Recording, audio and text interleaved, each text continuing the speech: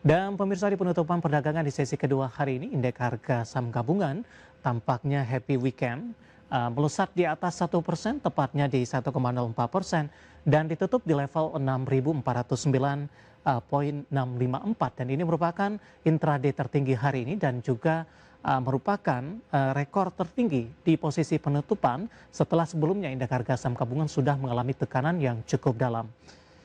Dengan posisi pembukaan pada pagi tadi di 6.352,376, level terendah di 6.347,429. Kita akan coba lihat seperti apa update penutupan indeks lainnya di tengah laju penguatan signifikan indeks harga saham gabungan di sesi kedua hari ini. MNC 36 ditutup menguat di 1,21%, Jakarta Islamic Index menguat di 1,81%, LQ45 juga menguat di 1,50%. Rotasi pergerakan sektoral, infrastruktur memimpin penguatan di 2,17%, barang baku juga menguat di 1,63%, kesehatan menguat di 0,11%, konsumsi non primer melemah di 0,69%. Top gainers pemirsa, ada TPIA, BBRI, Bumi dan juga ada BRPT.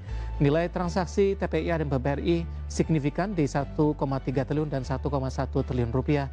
Grafis yang terakhir, saham-saham yang hari ini menjadi pemberat, top loser BACH, JGLE, MAPI, dan juga MDIA.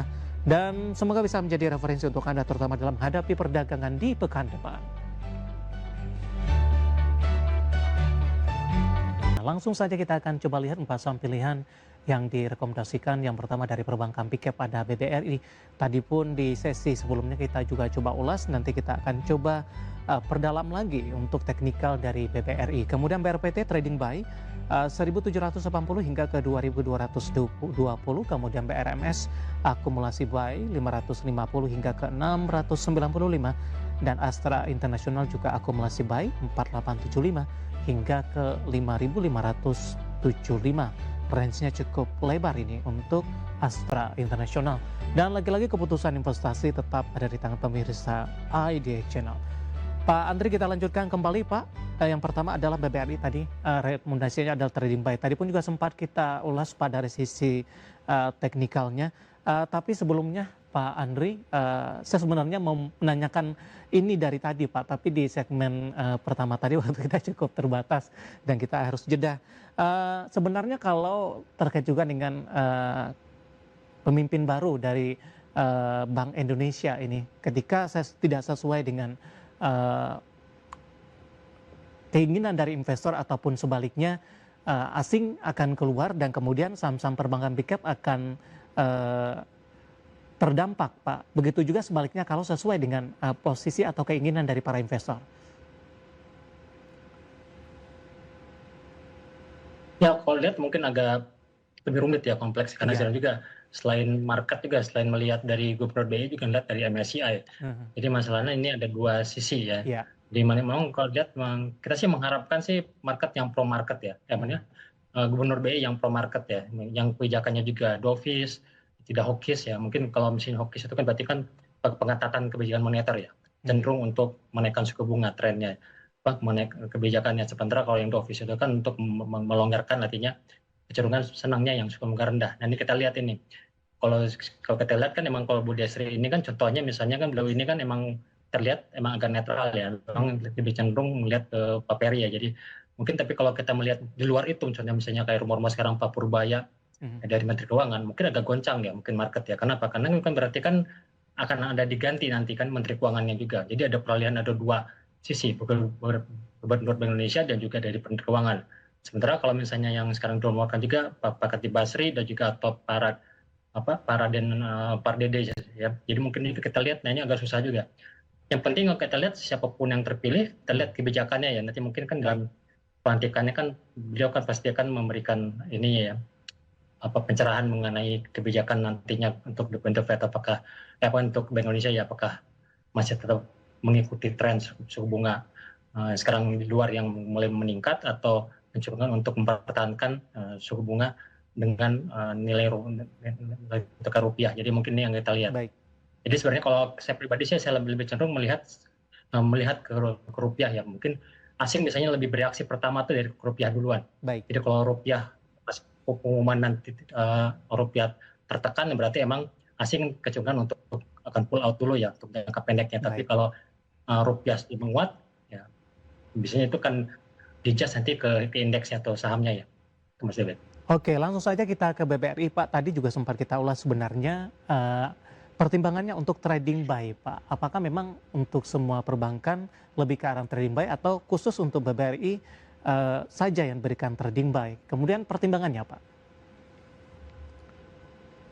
Ya, kalau dilihat emang sekarang ini kan emang pertanyaan pertama tadi dibilang kan emang asing beberapa hari ini emang BBRI net asing melakukan net buy asing ya, kayak asing melakukan net buy di saham BRI ya, jadi kan juga menguntungkan juga untuk dari sisi sektor finance ya. Finance pun juga bullish ya, karena indeks kan bobotnya finance itu ke indeks kan 30%.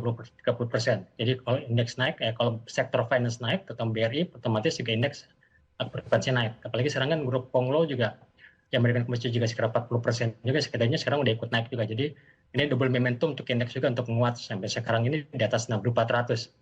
Jadi saya pikir wajar. Jadi kalau BRI naik, otomatis nanti juga Mandiri, BNI, juga BCA ikut naik. Karena flow-nya pasti kan kalau asing tidak cuma ke satu bank aja, pasti mereka ke satu sektor ya. Baik. Itu yang terjadi. Kita tambahkan kemarin laporan keuangannya pun kan relatif bagus. Jadi mungkin yang di-adjust, mungkin pasar melihat ke depannya apakah Bank RI akan memberikan suku bunga memberikan dividennya berapa besar nanti ke depan. Oke. Langsung saja kita ke sampilan kedua, Pak. BRPT trading buy di level berapa, Pak?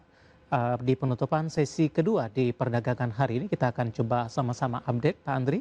BRPT ditutup menguat 2,93% di 19.30. Intraday tadi sempat ke 19.60. Trading buy di level berapa untuk BRPT?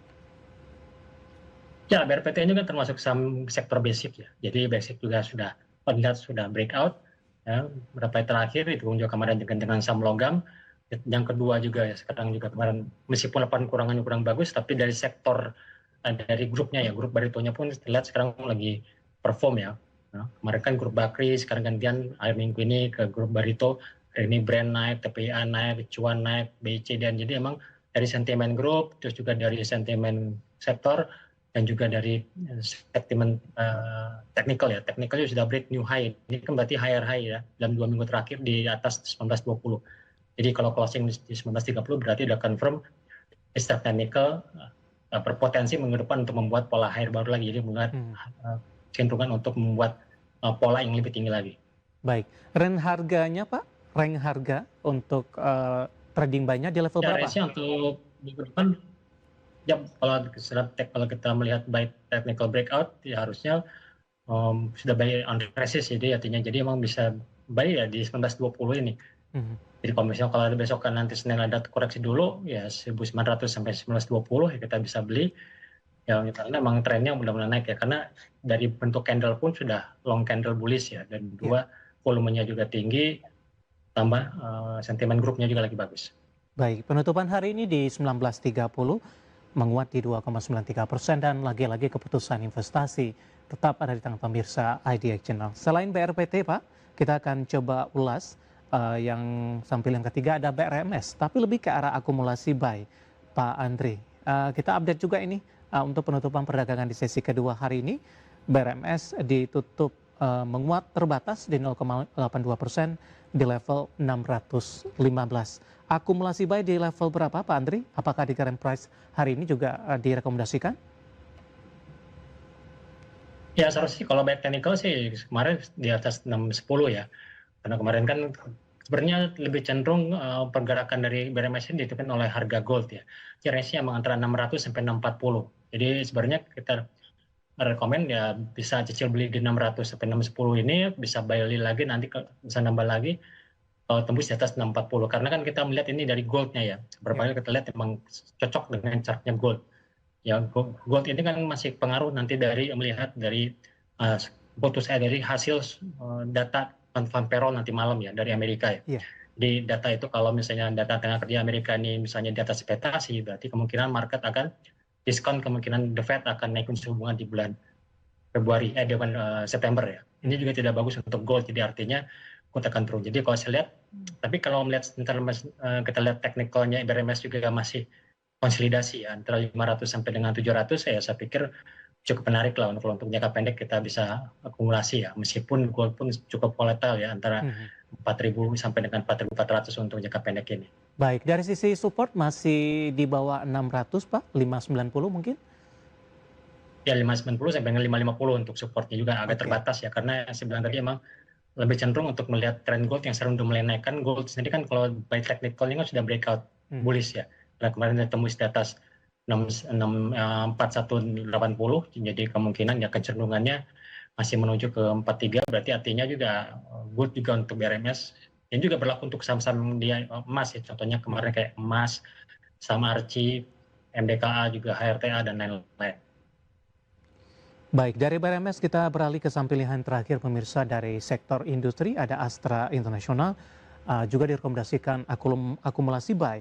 Supportnya 4875 dan resistennya cukup lebar ke 5575. Dan di penutupan perdagangan di sesi kedua hari ini untuk ASII ditutup flat Pak di 5100 Pak Andri. Intraday sempat ke 5175 Pak. Ya, kalau Astra sendiri saya pikir cukup menarik ya. Ini juga salah satu saham blue chip yang lagging ya, masih telat naiknya ya. Mungkin sentimen positifnya mungkin dari GIAS ya. Pameran mobil sekarang yang ada di BSD, ini juga memberikan momentum juga, karena kalau lihat sekarang adanya insentif untuk mobil listrik 40%, jadi juga bisa memberikan katalis lah ya. Karena kita lihat kan sekarang kan Astra sendiri masih memegang lebih dari 30% dari total penjualan otomotif di Indonesia. Tambah juga sekarang kan kinerja anak usahanya kan mulai bagus. Ya CPO udah mulai naik, sekarang juga dengan ahlinya PNTR ya, terutama dengan coal dan juga emas juga udah mulai naik. Jadi artinya kinerja anak usaha dan juga dari penjualan otomotif, ya GIAS ini saya pikir juga cukup menarik. Tambah lagi harganya pun juga cukup murah. Apalagi kemarin kan masalah ada program buyback ya, sekitar 5 triliun untuk di saham Astra. Jadi ini memberikan katalis, cuman resistnya emang 5.300 sampai 5.575 ya untuk buyback untuk lanjut ke atas. Tapi kalau dilihat Astra itu kan tergantung dari pergerakan harga rupiah, karena kan Astra ini banyak hutang dalam bentuk dolar ya. Jadi kalau rupiahnya menguat, ekspektasi nanti misalnya The Fed nanti malam ternyata data Amerika kurang bagus, ditambah juga Gubernur BI nanti juga positif, ya berarti rupiah menguat bisa 17.500 sampai 17.700 ya, berarti Astra pun bisa mencoba ke 5.300 sampai 5.500, 600-an. Oke, 4 saham pilihan yang direkomendasikan pemirsa ada BBRI, BRPT, BRMS dan juga ada Astra International. Dan lagi-lagi keputusan investasi tetap ada di tangan pemirsa IDX Channel.